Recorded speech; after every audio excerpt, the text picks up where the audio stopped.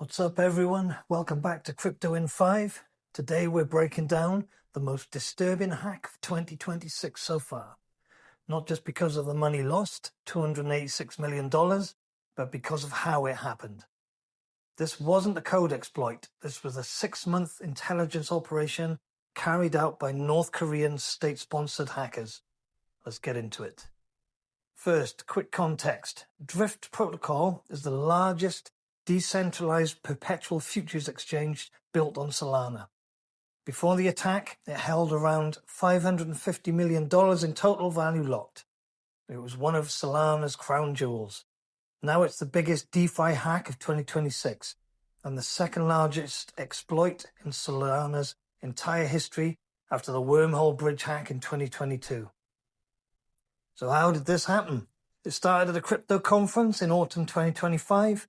The group presented themselves as a quantitative trading firm, professional, technical, credible. They started engaging with the Drift community on Telegram. By December 2025, they deposited over $1 million of their own capital into the protocol. They sat in working sessions. They asked detailed, knowledgeable questions.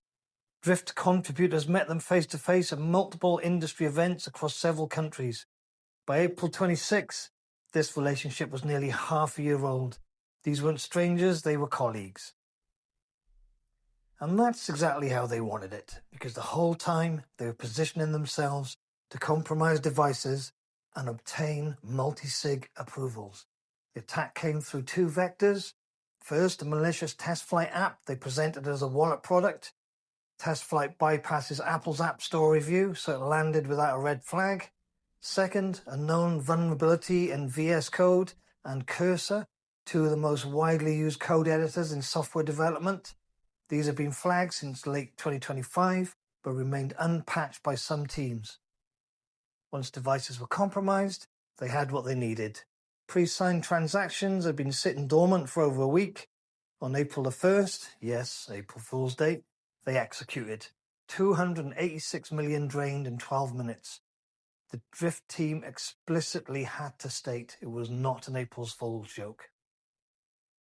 Security firms Elliptic and TRM Labs attributed the attack to UNC 4736, also known as Apple Jesus or Citrine Sleet, a North Korean state-affiliated group previously linked to the Radiant Capital hack in October 24.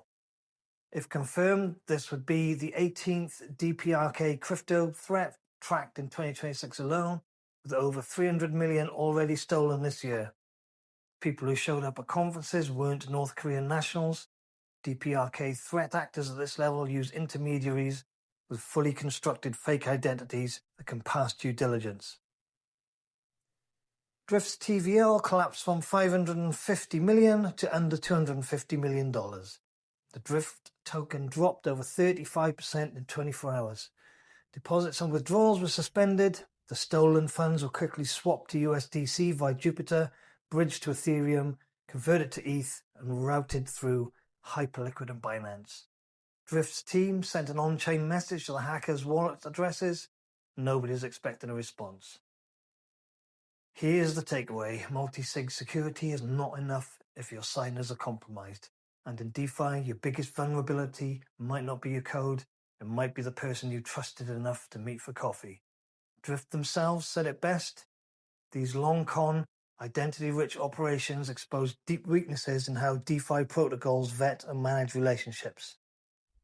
That's the Drift hack broken down for you guys. If you found this useful, hit subscribe. Breaking crypto news every single day. This is not financial advice, but this is Crypto in 5.